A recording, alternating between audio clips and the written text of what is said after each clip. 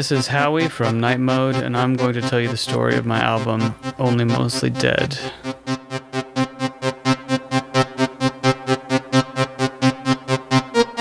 In 2014, a friend stored a bunch of vintage synthesizers in Drew's basement, and this is while the friend was redoing the floors of his house. And surrounded by all that great vintage equipment, Drew started experimenting, and in 2015 he made the first Night Mode album, Other, which came out in 2016.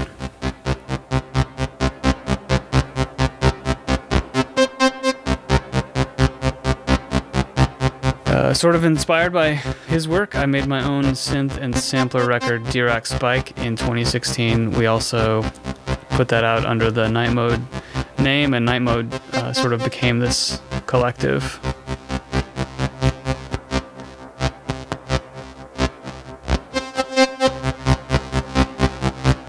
We put a live version of the group together with Damon Marr. We played some shows, we made some recordings with Damon as a trio. I made some recordings with Damon, just the two of us. Some of those became the basis of the album I Could Not Bring Myself to Sing.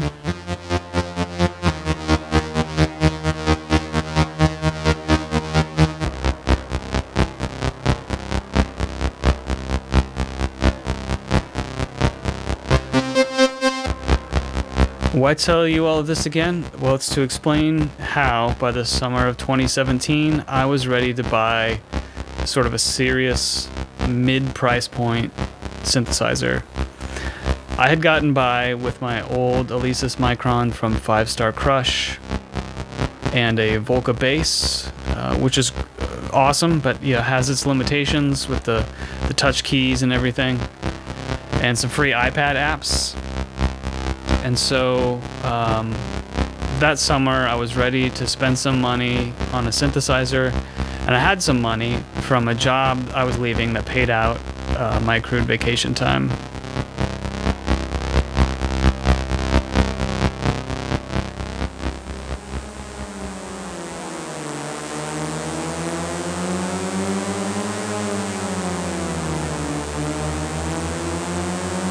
I don't remember shopping around, though I'm sure I did a ton of it. I'm sure I watched a ton of videos and clicked and clicked and clicked and clicked, but the sound of the Korg MS-20, which was one of the synths that Drew had in the basement on loan, and with it kind of that possibility, but not requirement, of patching. So that seemed like a perfect way to get more deeply into analog synthesis, and the mini edition of the MS-20 was pretty new and readily available and in my price range, so it was going to be the MS-20 for me.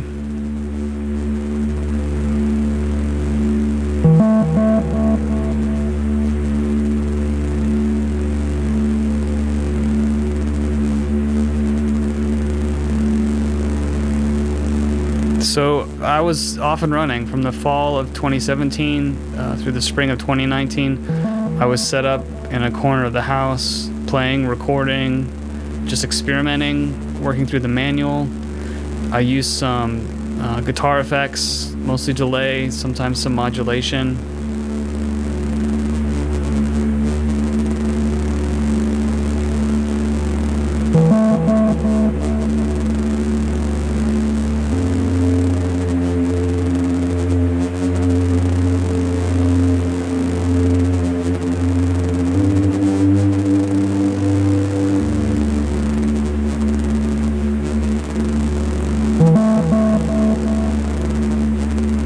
I was just having fun. The stakes were low. I didn't have an end goal in mind particularly, just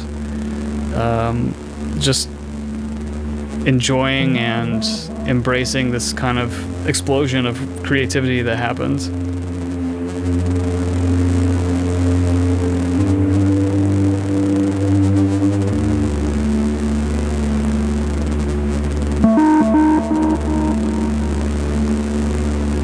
Originally, I thought I was working toward a double LP, roughly 80 minutes of music. Already I was into my pattern of kind of buying a synthesizer, making an album with it, and Only Mostly Dead. The process of making Only Mostly Dead is what firmly established that as kind of my mode of operation in this sort of area of synth music. But I quickly blew past 80 minutes.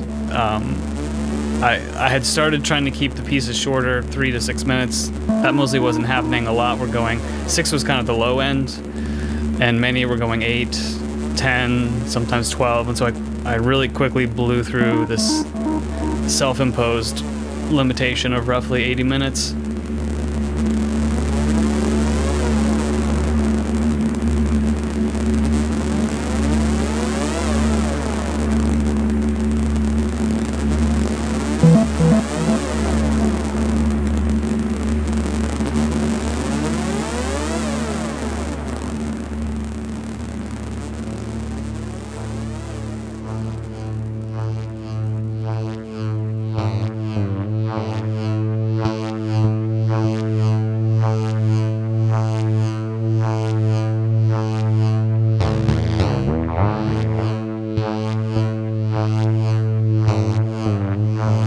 Without meaning to, I taught myself to improvise through this process. I mean, you set up a patch, and you have to play some notes or play something to see what the patch is doing. And in terms of coming up with pieces, sometimes I would improvise the piece, sometimes I would come up with a theme and do kind of a theme and variation. Some of the noisier things were just sort of textures, and the arrangement was really which knobs to turn and when, more than the notes or the kind of harmonic development of something.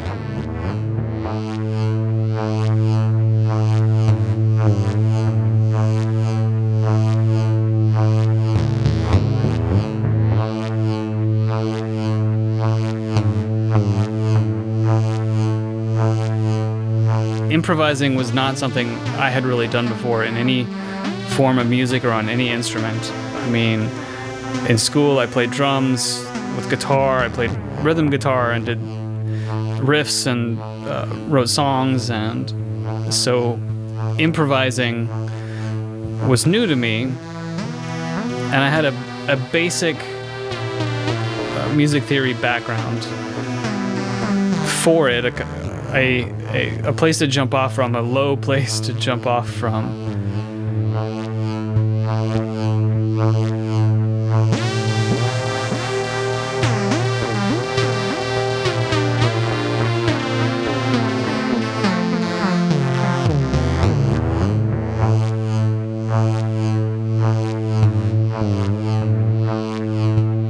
One of the things that was helpful was with the synthesizer, and with the MS-20 in particular, the timbres are so rich and complex and alive, they're changing. Even if you try to set up the synth to make as pure a sound as you can, if you're using both oscillators, they'll never be perfectly in tune across even an octave, which is wonderful. It's part of the sound of the synthesizer.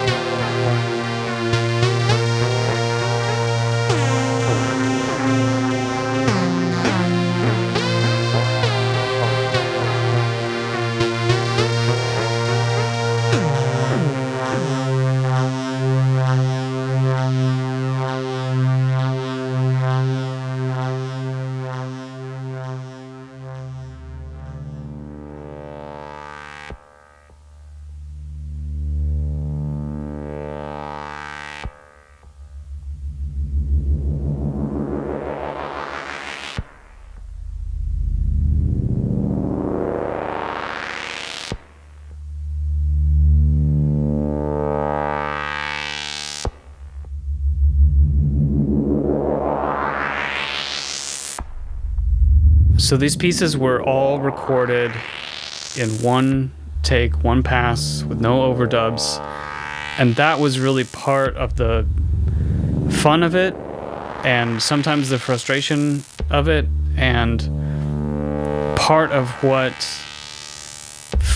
that self-imposed limitation focused me on the patch I was working on and doing the most possible with it, and using a very kind of limited set of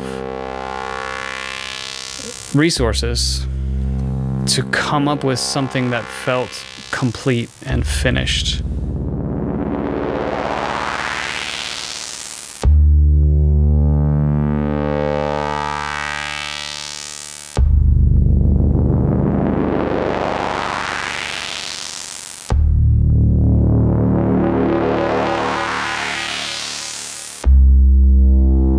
That meant that sometimes it took several takes to get the performance that I wanted, but that pushed me, challenged me to reach new personal bests in my performance and in my writing and in my patching and in my improvisation, and it really freed me up to be in the moment, to not have to think about an overdub, or not even open up that Pandora's box of overdubbing or serious editing and moving things around or cutting things down.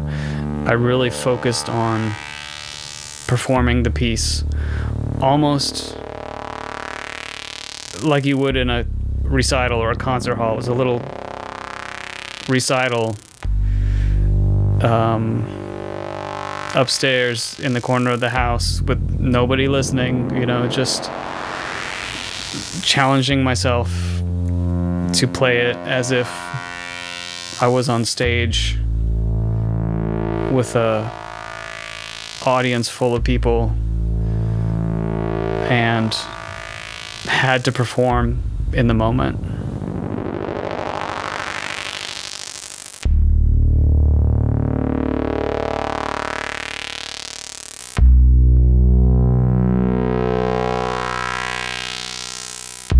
So I ended up with 35 pieces or songs, if you want to say, by the time I felt like this process had kind of run its course. That totaled about 4.5 hours of music. And of course, then the challenge is, how in the world do you sequence a collection this massive?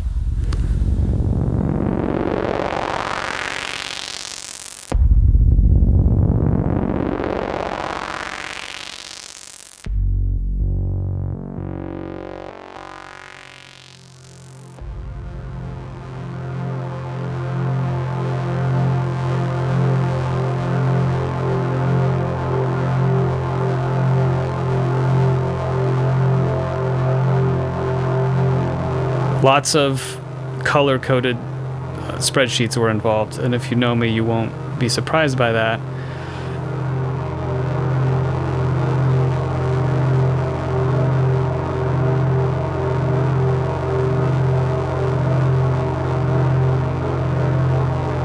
I categorized each song by whether it was short, medium, or long, whether it had a pulse or not, whether I used the ring modulation on oscillator 2 or not, what type of improvisation it had, if it used an alternate scale, if it was purely ambient.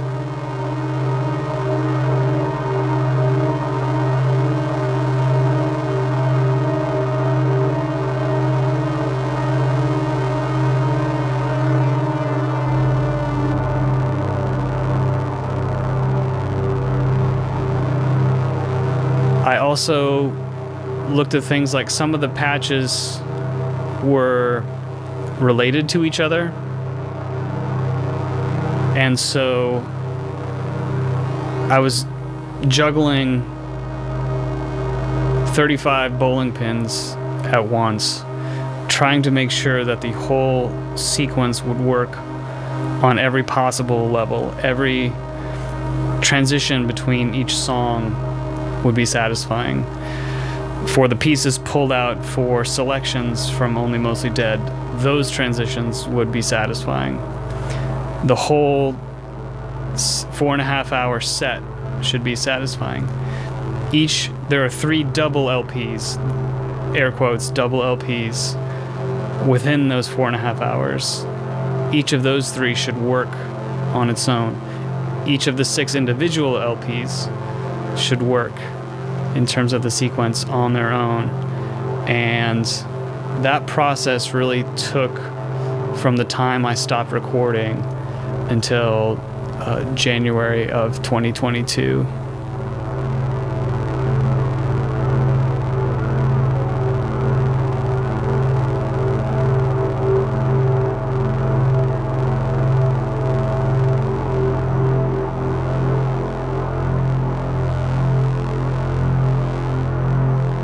There are some echoes in the sequence. The first song and the 18th song, which kicks off LP3, kind of echo each other.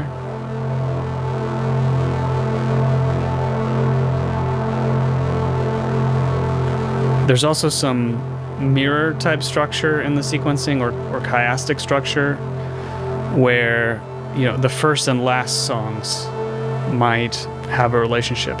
The second and next to last songs might have a relationship, and so on through every layer, forming a kind of mirror around the centerpiece.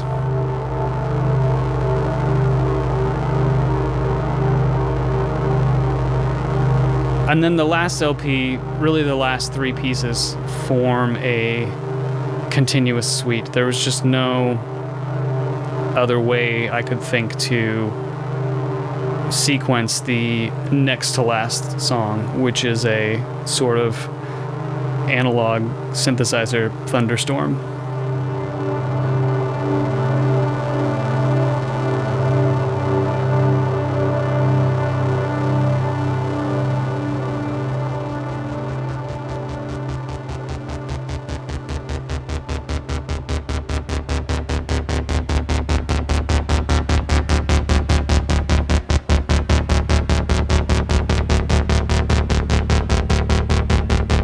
So this is Only Mostly Dead, or selections from Only Mostly Dead, if you want just 2 LPs worth of highlights from this 4.5 hour odyssey. I have listened to the whole thing quite a few times at this point, probably 6 or 8 times, and it's cool. I don't think very many of you will ever do that.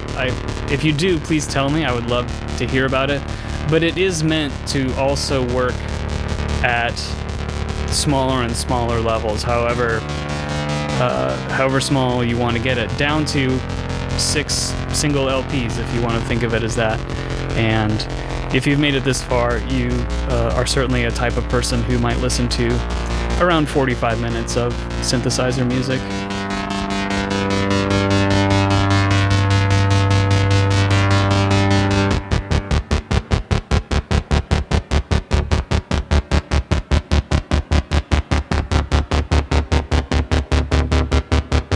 The Princess Bride song titles came from a Twitter exchange, I think, and I had a blast rewatching the movie a couple times and writing down quotes. And if you look at the song titles, you'll see, of course, and you'll recognize that they occur in the order of the film, which made it easy to do the titles. I had my list of quotes I wanted, and once I finalized the sequencing of the music, I just matched them up.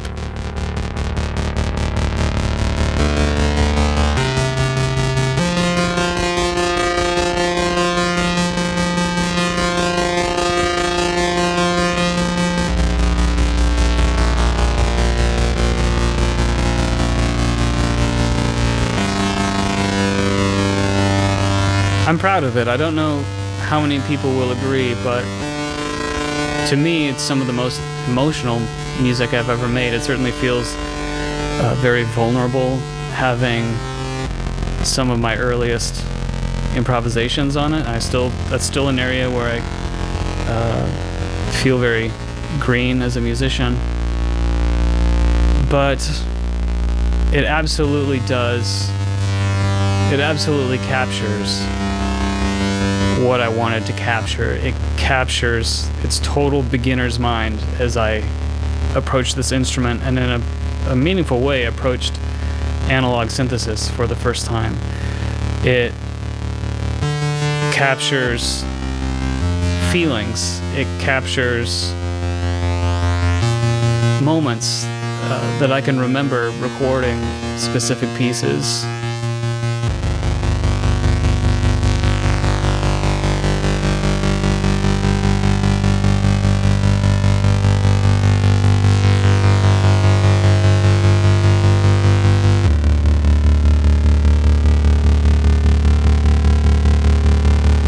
I'm super proud of it. I know it's weird, 4.5 hours of solo, one-take synthesizer music, but it's one of my favorite things I've ever done.